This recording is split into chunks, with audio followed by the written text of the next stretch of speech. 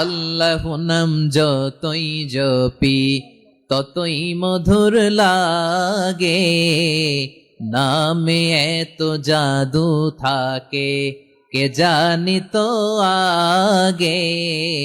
আল্লাহ নাম যতই জপি, ও নাম জপে প্রিয়তম, ও নাম জপে মজনু সম, ওই নামে পাপিয়া গাহে হৃদয় গোলাপে বাগে।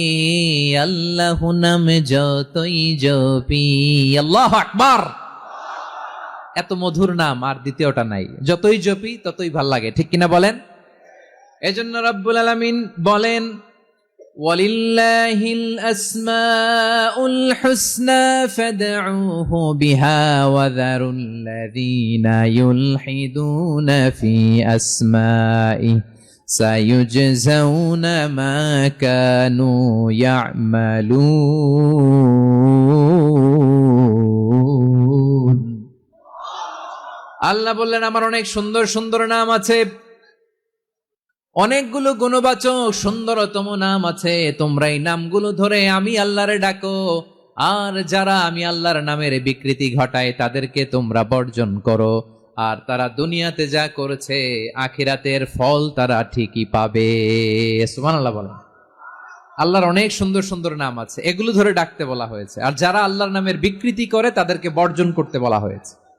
আপনি আল্লাহর নামের জিকির যখন করবেন, আপনি আমার আল্লাহর নামের বিকৃতি করতে পারবেন? বারোয়াখালীর ভাইরা বুঝে থাকলে আওয়াজ দেন, আল্লাহর নামের বিকৃতি করা যাবে? আপনি যখন জিকির করবেন স্পষ্ট শব্দে আল্লাহর নামটা বোঝা যেতে হবে। সুবহানাল্লাহ, ওয়ালহামদুলিল্লাহ, লা ইলাহা ইল্লাল্লাহ, আল্লাহু আকবার। একসাথে মিলিয়ে করেন অথবা আলাদা আলাদা করেন, অথবা শুধু আল্লাহ আল্লাহ এই নামের জিকিরও যদি করেন স্পষ্ট বোঝা যাইতে হবে। আল্লাহর নামের বিকৃতি করা যাবে, কিন্তু আল্লাহর নামের বিকৃতি করে জিকির এদেশে আছে না নাই? আছে। দেখবেন জিকিরের মধ্যে হুই হুই হুই হুই হুই এরকম করতেছে, আছে না নাই? সবাই মিলে লাফাচ্ছে, দফাচ্ছে, মাথা ঝুলাচ্ছে, আর কি কি যেন বলে, ওইটার মধ্যে আমি আল্লাহর নাম খুঁজে পাই না, এরকম আছে না নাই? হ্যাঁ, হই হই করে কিম্ভূত কিমাকার অদ্ভুত আওয়াজ করে তারা জিকির করে, সেখানে আল্লাহর নাম নাই। এই জিকির আল্লাহর কাছে গ্রহণযোগ্য হবে? আল্লাহ বলেন, ওয়াযারুল্লাযীনা ইউলহিদুনা ফি আসমাইহি, খবরদার আমার নামের যারা বিকৃতি ঘটায় তাদেরকে তোমরা বর্জন করো। এজন্য জিকির যখন করব সুস্পষ্ট ভাবে আল্লাহ তাআলার নাম সেখানে থাকতে হবে, ঠিক কিনা বলেন? আবার আল্লাহ বলেন, যেমন মনে চায় তেমন জিকির তোমরা করো না। ফাযকুরুল্লাহা কামা আল্লামাকুম মা লাম তাকুনু তা'লামুন। তোমরা জানতে না, আল্লাহ তোমাদের জানিয়েছেন কেমন করে আল্লাহর নামের জিকির করতে হয়, যেমন আল্লাহ শিখিয়েছেন তেমন করে আল্লাহরে ডাকো, ঠিক কিনা বলেন? আল্লাহ তাআলা যেমন শিখিয়েছেন তেমন ভাবে আল্লাহ তাআলাকে ডাকতে হবে, ঠিক ওই পদ্ধতিতে আল্লাহ তাআলার নাম জপতে হবে। কোন পদ্ধতিতে সেটাও আল্লাহ বলে দিচ্ছেন। আল্লাহ তাআলা বললেন, ওয়াযকুর রাব্বাকা ফি নাফসিকা তাদাররুআন ওয়া খীফাতান ওয়া দুনাল জাহরি মিনাল কওলি বিল গুদুই ওয়াল আসাল ওয়া লা তাকুম মিনাল গাফিলিন। খবরদার আল্লাহর নামের জিকির করো, আল্লাহকে ডাকো। ফি নাফসিকা মনে মনে, তাদাররুআন সবিনয়ে, খাইফাতান ভীত বিহবল চিত্তে, দুনাল জাহারি মিনাল কওল অনুচ্চ স্বরে অনুচ্চ আওয়াজে। এভাবে আল্লাহর ডাকলে সেই ডাকা কবুল করে নিবে কে? তাহলে আল্লাহকে জপতে হবে মনে মনে, সবিনয়ে, ভীত বিহবল চিত্তে, অনুচ্চ স্বরে, এভাবে জিকির করতে হবে। বিষ্ণু ইসলাম এবং বিশ্বনবীর সাহাবারা ঠিক এই পদ্ধতিতে আল্লাহ তাআলাকে ডাকতেন। তাহলে এই যে আল্লাহ তাআলার সুন্দর সুন্দর নামগুলো আছে, এগুলো ধরে আমরা আল্লাহ তাআলার জিকির করব, তার প্রশংসা করব, তার পবিত্রতা বর্ণনা করব, তাহলে খুশি হবেন কে? বিষ্ণু ইসলাম বলেন, আশ-শাইতানু জাসিম আলা কলবি ইবনে আদম। শয়তান বনি আদমের কলবের মধ্যে এরকম খামচি মেরে বসে থাকে। খামচি বোঝেন তো?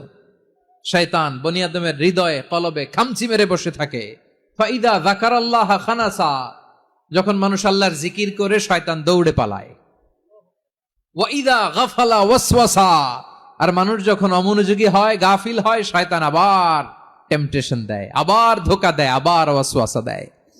এজন্য বিশ্বনবী বলতেন, লা ইয়াজালু লিসানুকা রাতবান মিন যিকিরিল্লাহ, সব সময় প্রতি মুহূর্তে সর্বক্ষণে তোমার জিহ্বাটা আল্লাহর জিকির দিয়ে ভিজা রাখবা, আল্লাহর জিকির দিয়ে সিক্ত রাখবা, তাহলে কবুল করবে কে? সবাই পড়েন সুবহানাল্লাহ, আলহামদুলিল্লাহ, লা ইলাহা, সুবহানাল্লাহ, আলহামদুলিল্লাহ, লা ইলাহা ইল্লাল্লাহ, লা ইলাহা ইল্লাল্লাহু মুহাম্মাদুর রাসূলুল্লাহ সাল্লাল্লাহু আলাইহি ওয়াসাল্লাম। প্রিয় ভাইরা, আল্লাহ তাআলার অনেকগুলো নাম আছে। আল্লাহ তাআলার এই নামগুলো ধরে তার নাম আমাদের ডাকতে হবে, জপতে হবে। বিষ্ণু সাল্লাল্লাহু আলাইহি ওয়াসাল্লাম বলেন, ইন্না লিল্লাহি 99 ইসমান মিআতান ইল্লা ওয়াহিদা। আল্লাহর রয়েছে 99টা নাম, এক কম 100। এক কম, আমরা বাংলায় বলি না যে এক কম 100, মানে আসলে কয়টা? 99টা। বিশ্বনবী বলেন আল্লাহর 99টা নাম আছে, মিআতান ইল্লা ওয়াহিদা, এক কম 100।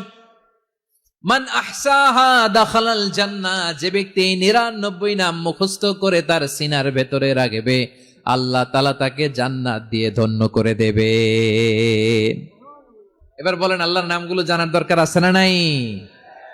এই নামগুলো আমরা জপব, মুখস্থ করব। এই নামগুলো আগে আয়ত্ত করতে হবে। এই নামের যে অর্থ সেটা অনুধাবন করতে হবে। এই নামের যে দাবি সেটা মানতে হবে। সিবগাতাল্লাহ ওয়া মান আহসানু মিনাল্লাহি সিবগা ওয়া নাহনু লাহু আবিদুন। আল্লাহর রঙে রঙিন হইতে হবে। আমার আল্লাহ দয়ালু, আমরাও দয়ালু হতে হবে। আমার আল্লাহ সহনশীল, আমরাও সহনশীলতার চর্চা করতে হবে। আমার আল্লাহ মেহেরবান, আমরাও মেহেরবান হতে হবে। বিষ্ণু ঈসা ইসলাম আল্লাহর এই চমৎকার সুন্দরতম নামগুলো ধরে ধরে আল্লাহর কাছে চাইতেন। আপনি যখন দোয়া করবেন, আল্লাহর নামগুলো ধরে যদি দোয়া করেন, আল্লাহ ওই দোয়া ফিরায় দেয় না। সুবহানাল্লাহ বলেন। আপনি যদি দোয়ার মধ্যে বলেন ইয়া রহমান, সবাই বলেন ইয়া রহমান, ইয়া রহিম, ইয়া হাইয়ু, ইয়া কাইয়ুম, আল্লাহর চমৎকার নামগুলো ধরে ধরে যদি আল্লাহর কাছে ফরিয়াদ করেন, আল্লাহর নামগুলো ডাকে, মুহূর্তেই কবুল করবে কে? বিষ্ণু ঈসা ইসলাম এভাবে আল্লাহর নামগুলো ধরে ধরে জিকির করতেন, আল্লাহর নাম জপতেন। তিনি বলতেন, আসআলুকা বিকুল্লি ইসমিন হুয়া লাক, আল্লাহ তোমার যত নাম আছে সব নামের ওসিলায় তোমার কাছে ফরিয়াদ করি, সব নামের ওসিলায়। আনজালতাহু ফি কিতাবিক, যে নাম তুমি তোমার কিতাবে নাজিল করেছো। আও আল্লামতাহু আহাদাম মিন খালকিক, অথবা তোমার কোন সৃষ্টিকে তোমার নাম তুমি জানিয়েছো।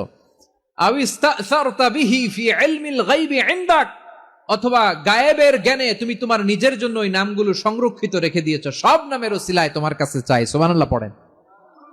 তার মানে আল্লাহ তোমার যে নামগুলো আমরা জানি এগুলার ওসিলায়ও চাই, যে নামগুলো আমরা জানি না সেগুলোর ওসিলায়ও চাই। আল্লাহর সব নাম আল্লাহ আমাদেরকে জানায় নাই, কিছু নাম জানিয়েছেন, কিছু নাম তিনি জানান নাই। সুবহানাল্লাহ বলেন। আল্লাহ তাআলা তার কিছু নাম কোরআনে উল্লেখ করেছেন, কিছু নাম স্পেশাল কিছু নবীদেরকে জানিয়েছেন, আর কাউকে জানান নাই। কিছু নাম তিনি কিয়ামতের দিন আমাদের সামনে প্রকাশ করবেন যে এটাও আমার একটা নাম, এটা তোমরা কেউ জানতা না। সুবহানাল্লাহ, সারপ্রাইজ হিসেবে আল্লাহ তাআলা রেখে দিয়েছে, কেউ জানে না। কিয়ামতের দিন আল্লাহ তাআলা সেই নামগুলো জানাবেন। আর কিছু নাম আছে সেই নামগুলো আল্লাহ কোরআনেও বলে নাই, কোন নবীরেও জানায় নাই, কিয়ামতের দিনও সারপ্রাইজ হিসেবেও জানাবে না। ওই নামগুলো স্বয়ং খোদ আল্লাহ ছাড়া কেউ জানে না। এজন্য বিশ্বনবী দোয়ার সময় বলতেন, আল্লাহ তোমার যে নামগুলো জানি, যে নামগুলো জানি না, সব নামের বরকতে তোমার দরবারে চাই, সব নামের ওসিলায় তোমার কাছে ফরিয়াদ করি। সুবহানাল্লাহ বলেন। তাহলে সূরা হাশরের মধ্যে আমরা আল্লাহর মোট কয়টা নাম পাবো দেখি, মনে আছে কিনা? হ্যাঁ, কয়টা? আওয়াজ করে বলেন কয়টা? মাশাআল্লাহ। এই 14টা শোনার আগ্রহ আছে? তাহলে প্রিয় বারুয়াখালীবাসী বলেন তো, সূরা হাশরের শেষ 3 আয়াতে আল্লাহর কয়টা নামের দেখা মিলবে? সবাই একসাথে আওয়াজ করে কয়টা? আসুন আমরা শুরু করে দিই। আল্লাহ তাআলা বলছেন, হুয়াল্লাহুল্লাযী লা ইলাহা ইল্লা হুয়া আলিমুল গায়বি ওয়াশ শাহাদাতি হুয়ার রহমানুর রহিম। আল্লাহ বলেন হুয়াল্লাহ, তিনি হলেন আল্লাহ। আল্লাযী লা ইলাহা ইল্লাহু, তিনি ছাড়া কোনো ইলাহ নাই। আছে নাকি? বারোয়াখালীবাসী আওয়াজ করে বলেন তো দেখি আমাদের ইলাহ কয়জন? আরো জোরে বলেন। একজন হইলে ভালো না বেশি হইলে ভালো? ওয়া ইলাহুকুম ইলাহু ওয়াহিদুন লা ইলাহা ইল্লা হুয়ার রহমানুর রহিম। আল্লাহ বলেন তোমাদের ইলাহ হলো একজন, তিনি ছাড়া কোনো ইলাহ নেই, তিনি দয়াময়, তিনি মেহেরবান। ইলাহ যদি একজন না হয়ে দুইজন হতো, ঝামেলা আছে না নাই? লাউ কানা ফীহিমা আলিহাতুন ইল্লাল্লাহু লাফাসাদাতা, আকাশ এবং জমিনের মধ্যে ইলাহ একজন না হয়ে যদি মাত্র দুইজন হতো, আকাশ জমিন ভেঙে খান খান হয়ে যেত। ঠিক কিনা বলেন? দুইজন ইলাহ হইলে খান খান হয়ে যেত। আমাদের রব একজন হইলে ভালো না বেশি হইলে ভালো? কথা বুঝতেছেন? আরে একজনের তো মন জোগায় চলতে পারি না, ঠিক কিনা? হ্যাঁ, একজন, তিনি যে আদেশগুলো দিয়েছেন আমাদের দুর্বলতার কারণে আমরা তো পারি না। যদি 10 জন হইতো, ওই 10 জনের হ্যাপি করতে পারতাম, তাদেরকে স্যাটিসফাই করা যেত এত সহজে? 10 জনের 10 নিয়ম থাকতো। একজন বলতো আমার সেজদা দিবি সকালে, আরেকজন বলবে আমার জন্য নামাজ পড়বি 3 বার, আরেকজন বলবে আমার জন্য যাকাত দিবি এতবার, আরেকজন বলতো আমার জন্য কুরবানি দিবা এতবার। তাহলে আমাদের জন্য কঠিন হয়ে যেত, ঠিক কিনা? যদি ইলাহ একজন না হয়ে একাধিক হতো, একজন বলতো না আমি মহাবিশ্ব এভাবে চালাবো, আরেকজন বলতো না আমার মন চায় এভাবে, আমি এভাবে চালাবো, একজন বলতো সূর্য আমি পূর্ব দিকে উঠাবো, আরেকজন বলতো না আমি দক্ষিণ দিকে উঠাবো, আরেকজন বলবে না আমি উত্তর দিকে উঠাবো। এরকম আছে না নাই? ঝামেলা লেগে যেত। এজন্য বেশি রব হইলে আমাদের জন্য ঝামেলা, খোদা বেশি হইলে আমাদের লস। একজন হওয়াতে আমরা বেঁচে গেছি। বারোয়াখালীবাসী আওয়াজ করে না, কথা বলে না। রব খোদা একজন হওয়াতে আমাদের সুবিধা হয়েছে না? এজন্য আল্লাহ বলেন লা ইলাহা ইল্লাহু, তিনি ছাড়া তোমাদের কোনো ইলাহ নাই, তিনি একজন। লা ইলাহা ইল্লাহু আলিমুল গায়বি ওয়াশ শাহাদা, তিনি প্রকাশ্যেরও মালিক অপ্রকাশ্যেরও মালিক। তিনি যেটা ওপেন এটাও জানেন, যেটা গোপন সিক্রেট ওইটাও জানেন। আলিমুল গায়বি ওয়াশ শাহাদা, তিনি গায়েবের মালিক, গায়েবের জ্ঞানী, যেটা দেখা যায় না, অদৃশ্য, জানা নাই, এটাও তিনি জানেন। এগুলো জানতে তার কোনো মাধ্যমের প্রয়োজন হয় না।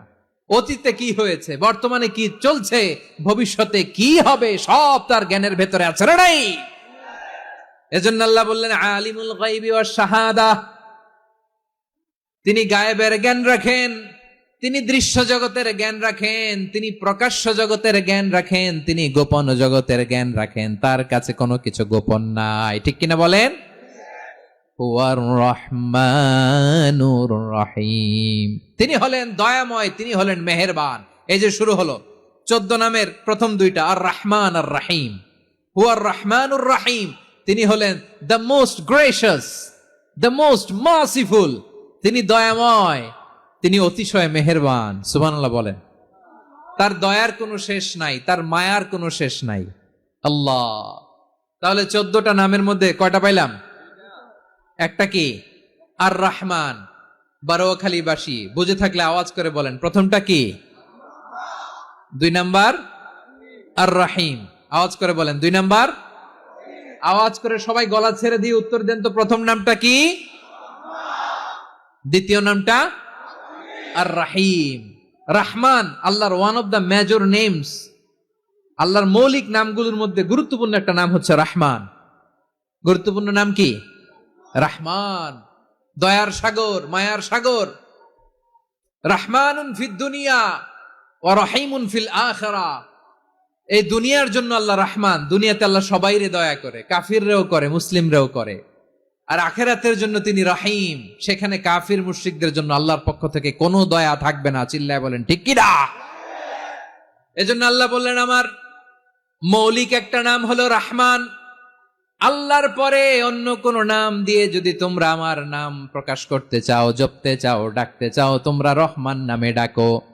রব্বুল আলামিন ইরশাদ করেন, কুলিদুল্লাহ আও ইদউর রহমান আইয়াম্মা তাদউ ফালাহুল আসমাউল হুসনা। আমাকে আল্লাহ নামে ডাকো কিংবা আমি আল্লাহকে রহমান নামে ডাকো, যে নামেই ডাকো না কেন আমার আছে অনেকগুলো সুন্দর সুন্দর নাম। যে নামেই ডাকো আমি শুনি, ডাকলেই আমি সাড়া দেই। সকালে ডাকলেও সাড়া দেই, দুপুরে ডাকলেও সাড়া দেই, মাঝ রাতেও যদি আমরা বিপদে পড়ি ডাকলে আমাদের ডাকে সাড়া দেয় কে? সবাই বলুন তো, সাড়া দেয় কে?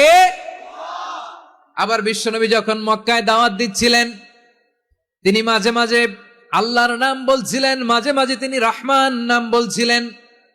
যখন তিনি বললেন ওয়াইদা কিলা লাহুম উসজুদু লিররহমানি ক্বালু ওয়ামার রহমান। বিশ্বনবী মক্কায় যখন মক্কার কাফিরদেরকে, কুরাইশদেরকে বলল তোমরা রহমানকে সেজদা দাও, রহমানের ইবাদত করো, রহমানের জন্য সেজদায় লুটিয়ে পড়ো, মক্কাবাসী বলে রহমান আবার কে? রহমান রে তো চিনি না। রহমানকে আল্লাহ চিনি, রহমান চিনি না। মক্কাবাসী কি বলে? কারে চিনে? আল্লাহরে চিনে। কারে চিনে না? রহমান কে তো চিনি না। রহমান আবার কোত্থেকে আসলো? কে Rahman? Who is this Rahman? যখন তারা বলে রহমান রে চিনি না, আল্লাহর গায়রতে আঘাত লেগেছে। আল্লাহ বলে রহমান রে চিনো না, না? তাদেরকে চিনানোর জন্য আল্লাহ ৭৮ আয়াত বিশিষ্ট আর রহমান নামে কোরআনে একটা সূরা নাজিল করেছেন। যখন মক্কার কুরাইশরা বলে আল্লাহ চিনি, রহমান চিনি না, আল্লাহ বলে রহমান রে চিনো না, তাহলে চিনে নাও রহমান নামে। তিনি ৭৮ আয়াত বিশিষ্ট কালামুল্লাহ মাজিদে একটা গোটা সূরাই নাজিল করে দিয়েছেন। তিনি নাজিল করলেন, আর রহমানু আল্লামাল কুরআনা খালাকাল ইনসানা আল্লামাহুল বায়ান। দয়াময় রহমান শেখালেন কোরআন, বানালেন ইনসান, শেখালেন বায়ান। দয়াময় রহমান শেখালেন কোরআন, বানালেন ইনসান, শেখালেন বায়ান। দয়াময় রহমান শেখালেন কোরআন, বানালেন ইনসান, শেখালেন বায়ান। পড়েন আল্লাহু আকবার। আল্লাহ বলে রহমান কারে বলে চেনো না? শুনে নাও, ৭৮ আয়াত বিশিষ্ট গোটা একটা সূরাই নাজিল করে দিলাম, সূরাতু আর রহমান। আর রহমান তিনি দয়ালু, আল্লামাল কোরআন, তিনি মানুষকে কোরআন শিখিয়েছেন, খালাকাল ইনসান, মানুষ বানিয়েছেন, আল্লামাহুল বায়ান, মানুষকে কথা বলা, বর্ণনা করা শিখিয়েছেন। পড়েন সুবহানাল্লাহ। গোটা একটা সূরাই নাজিল করেছেন, সূরাতু আর রহমান। আমার বারোয়াখালীর ভাইয়েরা, তার নাম হচ্ছে আর রহমান, আর রাহিম, মানে দয়াময়, মেহেরবান। তার দয়া যে কত বেশি আপনি কল্পনাও করতে পারবেন না, আপনি কল্পনাতেও আনতে পারবেন না তার দয়া কত বেশি। বিশ্বনবী সাল্লাল্লাহু আলাইহি ওয়াসাল্লাম ফরমান, লাম্মা কাদাল্লাহুল খালকা কাতাবা ইনদাহু ফাওকা আরশিহি। আল্লাহ যখন মহাবিশ্বের সব সৃষ্টি করে সারলেন, তিনি আরশের উপরে লিখলেন সাবাকাত রাহমাতি গাদাবি, সাবাকাত রাহমাতি গাদাবি। কোথায় লিখছে? আরশের উপরে। আওয়াজ করে বলেন তো কোথায় লিখেছে? আরশের উপরে আল্লাহ লিখলেন সাবাকাত রাহমাতি গাদাবি। এর মানে হলো আমার দয়ার কাছে, আমার ভালোবাসার কাছে আমার ক্রোধ পরাজয় বরণ করেছে। আমার দয়ার কাছে আমার রাগ কিংবা ক্রোধ পরাজয় বরণ করেছে। মানে আমি আল্লাহর দয়া আছে, আবার আমি আল্লাহর ক্রোধ বা রাগ আছে, কিন্তু আমি আল্লাহর রাগের চেয়ে দয়া বেশি। আওয়াজ করে বলেন, আল্লাহর রাগ বেশি না দয়া বেশি? আল্লাহর যদি রাগ থাকতো আমরা বাঁচতে পারতাম? যে পরিমাণে আকাম কুকাম আমরা করি, অপকর্ম করি, অন্যায় করি, জুলুম করে জুলুমের আড্ডাখানা বানিয়ে রেখেছি গোটা দুনিয়াকে, আল্লাহ যদি মুহূর্তে মুহূর্তে রেগে যেতেন আমরা বাঁচতে পারতাম?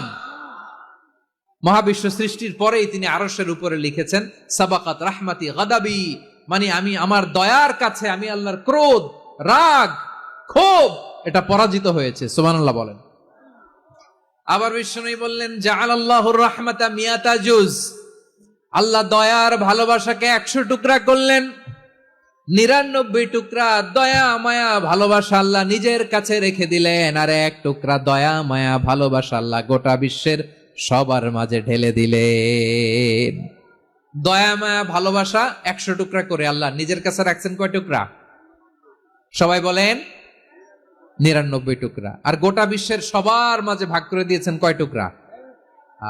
এবার এই 1 টুকরার নমুনা দেখেন তো পৃথিবীতে।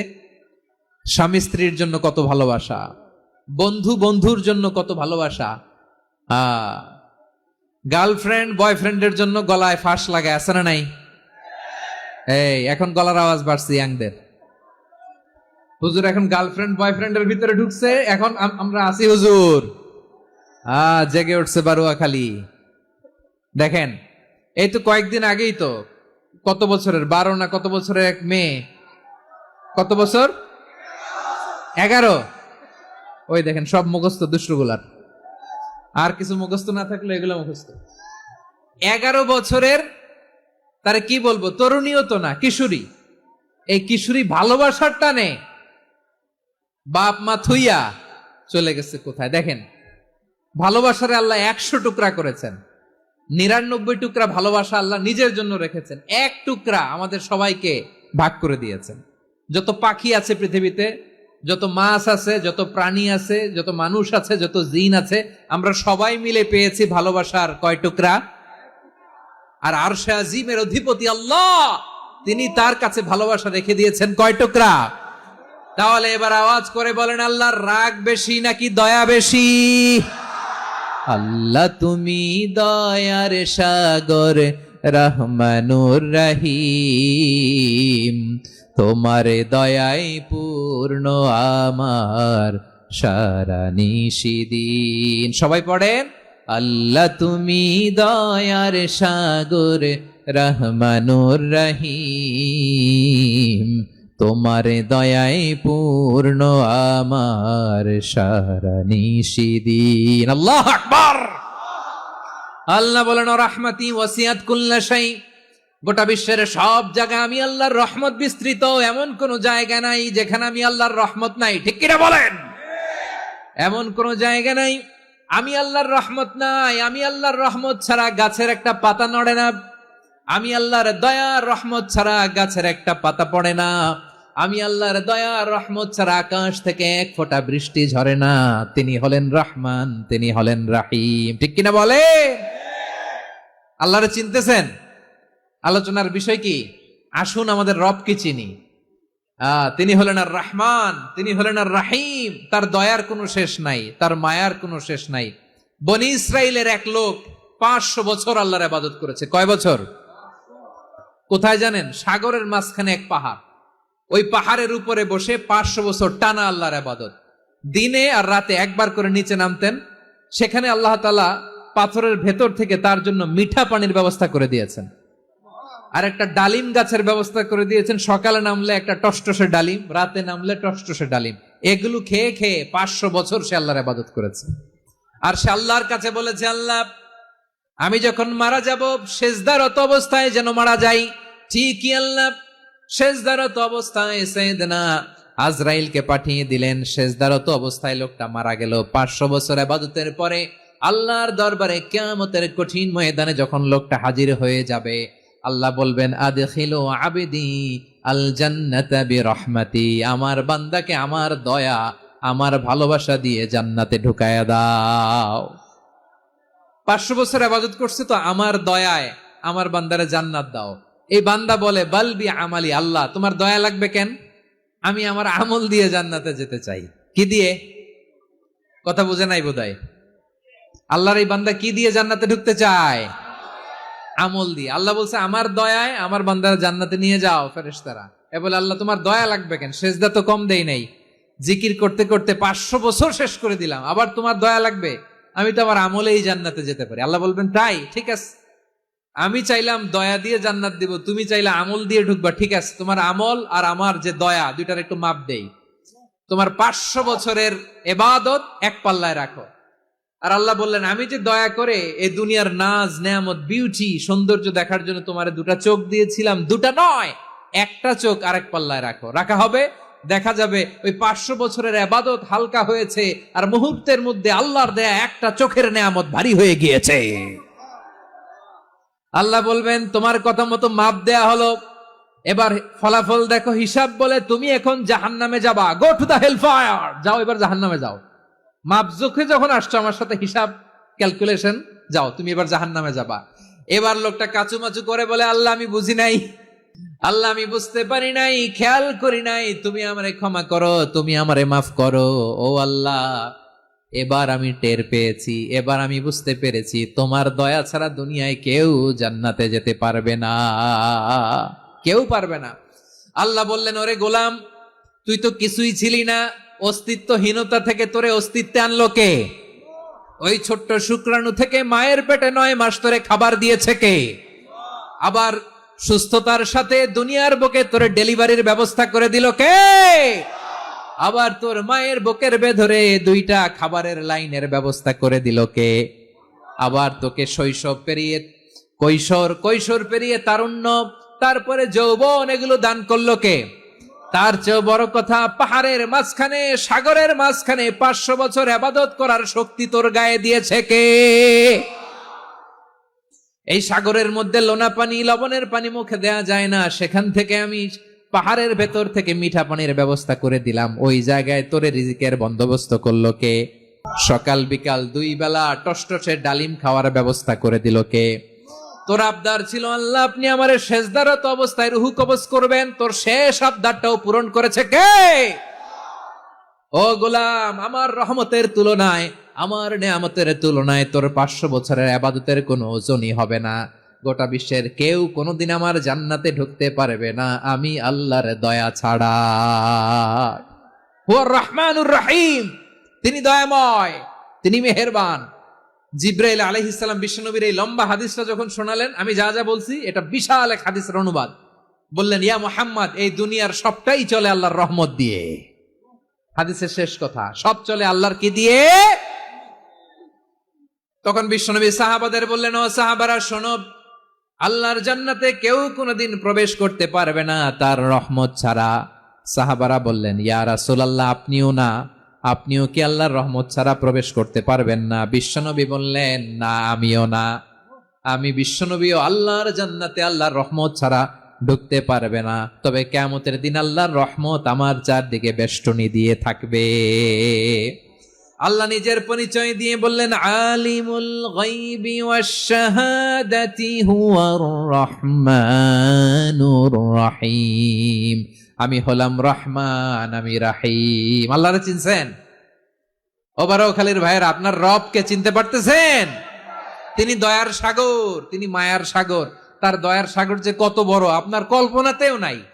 এজন্য আপনার পাপ যত বড় হোক, অন্যায় যত বড় হোক, অপরাধ যত বড় হোক, আপনার জুলুম যত বড় হোক, আল্লাহর রহমান নামের দরিয়া তার চাইতেও বড়।